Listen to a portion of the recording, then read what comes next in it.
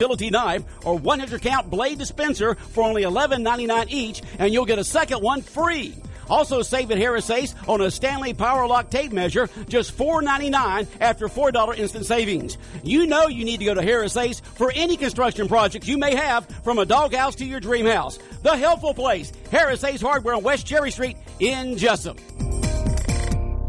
It's time now for a look at the latest in local sports and sports high school football. Friday night at Wayne County Yellow Jackets over in Pierce County taking on the Bears, win by a final of 30-8 to remain unbeaten as they prepare for this Friday night's homecoming game with Glen Academy. It was Pierce County's homecoming this past Friday. We head to the highlights. Wayne County on the board quickly. Third play of the game, 62-yard strike from quarterback Garrett Overholt to wide out to Mario Nelson. Second down and 10. Garrett rolls to the left, has time, throws down, got his man to Mario Nelson, complete. 40, 30, 20, 10, touchdown Wayne County. Well, you said want to start off quick, Bob. It looked like a bust in the secondary.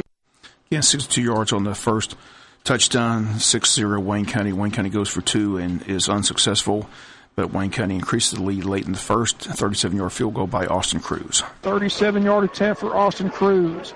Snap is down, kick is up, it's high enough, it's long enough, and it's good. Wayne County 9, Pierce County 0, 2:05 to go. Wayne County 9-0 over Pierce County. Jackets increased the lead to 16-0 with a 53-yard strike from quarterback Garrett Overholt to wide out Ashby Cribb. Overholt throws, got his man Cribb. He's got it. 20.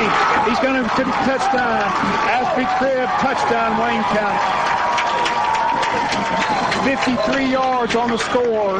Garrett Overholt. The Ashby Cribb broke free at the 30 and took it in from there. 53-yard strike. Wayne 15, Pierce 0. PAT's good, 16-zip. Bears get on the board after fumble by the Jackets. 6-yard run for Pierce County and a 2-point conversion. Score is 16-8 late in the second quarter when Garrett Overholt throws his third touchdown in the half, a 16-yard strike to Cooper Martin. Overholt again looks, got his man caught, and it's a touchdown, Cooper Martin.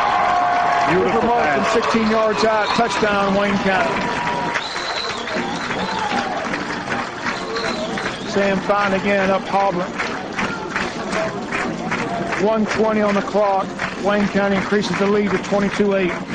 16-yard strike to Cooper Martin. Third touchdown of the night for Garrett Overholt.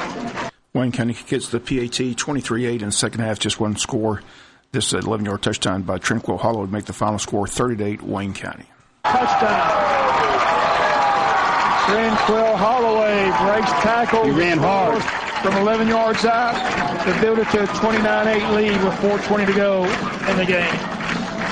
PAT good. Final score again, Wayne County 30, Pierce County 8. After the game, we talked with head coach Ken Cribb.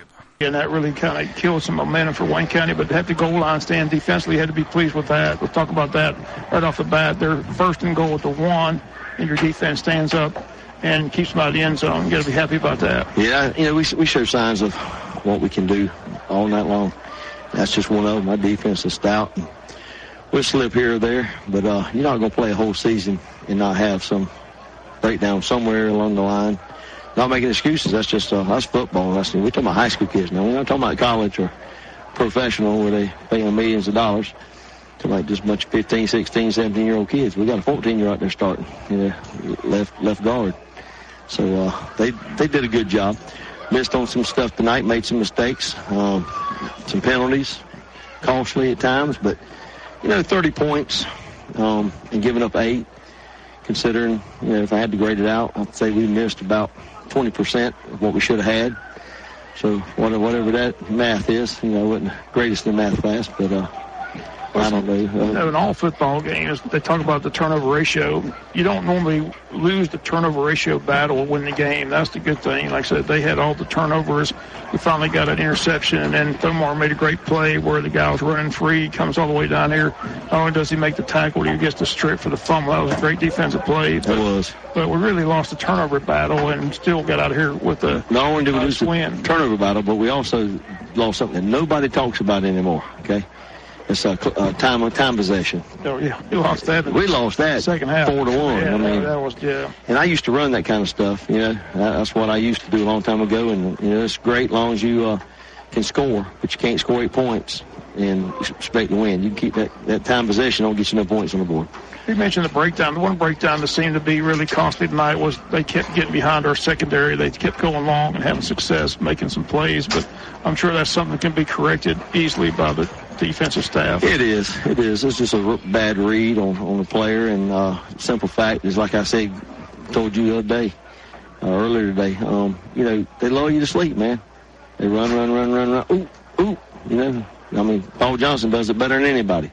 Run. Ooh, where'd he come from? And they make it look so easy when they do that. It's just, that's the way it goes. That's the way it goes. Well, again, big win, 30-8 now sets up the big game next week, Glen Academy. Rocky Hidalgo, bringing a good football team. Should be a great game, great atmosphere, homecoming week.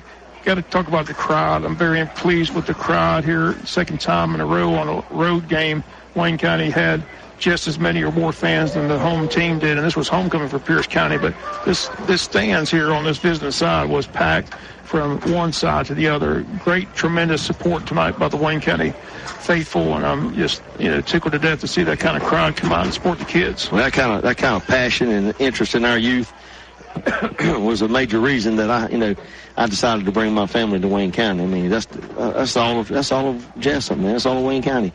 Everybody acts like they support the kids. They are so passionate and interested in our youth, and the kids are doing great things. I mean, what else would you rather these kids be doing late on a Friday night? And it's a positive, great thing for them, and this community really comes together. They really do. Real impressive. You get those comments, Coach Cribb, after the game this Friday night again. It's homecoming, Wayne County against Glen Academy. Other high school scores on Friday. Northside of Warner Robins beat Ware County 23-14. Bradwell over Long County 10-7. Brunswick beats South Effingham 44-13. Colquitt over Valdosta 27-zip. Burke County 35, Effingham 19. Lyons beat Shiloh 55-zip. McKeechin over Camden 38-13. Jeff Davis 27, Metter 7. Liberty County beat New Hampstead 14-13. Richmond Hill beat Lakeside Evans 28-zip. Statesboro over Appling 28-21. And Coffee beats Tift 31-30. Round 1 of the region tournament in girls softball will get underway Wednesday with the matchups as follows. Number 1 seeded South Effingham will host number 4 seeded Ware County, while number 2 seed Statesboro hosts number 3 seed Wayne County. So best 2 out of 3 series beginning with the doubleheader day on Wednesday, beginning at 3 p.m. for Game 1, 5 p.m. for Game 2. The if game set for Thursday at 5 p.m. The 2 winning teams will play next week for seeds 1 and 2 into the state bracket, while the 2 losing teams play for seeds 3 and 4 into the state bracket. If you finish 1 or 2, you get to host round 1 of the state event. If you finish 3 or 4, you're on the road in round 1 of the state tournament. Good news is that all 4 of the teams have punched a ticket into the state tournament, which isn't very hard to do in this region when 4 of the 5 teams make the state playoffs. Only New Hampstead is out and waits till next year. And WIFO will be in Statesboro Wednesday with the doubleheader action beginning at 2:50 with the pregame show. First pitch at 3 p.m. against the doubleheader day on Wednesday. The if game is Thursday at 5, which poses a dilemma for 2 girls who are in the homecoming court. Hard to be at 2 places at one time. Hopefully no conflict, but possibility exists if the team split on Wednesday. Again, the if game is Thursday at 5 p.m. Parade here in Jesup is at 4:30. Girls do have a non-region game at home today against Richmond Hill. We're not broadcasting that game due to conflict, but again, we'll be in Statesboro on Wednesday for the doubleheader. College football, both Georgia and Georgia Tech win while Georgia Southern continues to struggle. Georgia at home beats Mississippi State 31-3. Very impressive defensive performance again by the Dogs. Dogs moved to 4-0 on the season. Trip to Tennessee this Saturday. It's a nationally televised game on CBS this Saturday at 3:30. Georgia at Tennessee. Georgia Tech defeats Pitt at home 35-17. Final score, Tech now 2-1. They'll be in Atlanta again on Saturday hosting North Carolina in ACC action. Georgia Southern Indiana over the weekend. All Hoosiers 52-17 the final score. Eagles fall to 0-3. They're off this week. They host Arkansas State at home on a Wednesday night, October the 4th. Other college scores, Florida edges Kentucky 28-27. Bama blows out Vandy 59-zip. Clemson over Boston College 34-7. Oklahoma 49, Baylor 41. NC State beats up on Florida State in Tallahassee 27-21. Auburn over Missouri 51-14. South Carolina 17, Louisiana Tech 16. Notre Dame over Michigan State 38-13. Stanford over UCLA 58-34. NFL football, Falcons, one of only 2 teams left unbeaten. They beat the Lions 30-26. They're 3-0. Kansas City, the only other undefeated team in the NFL.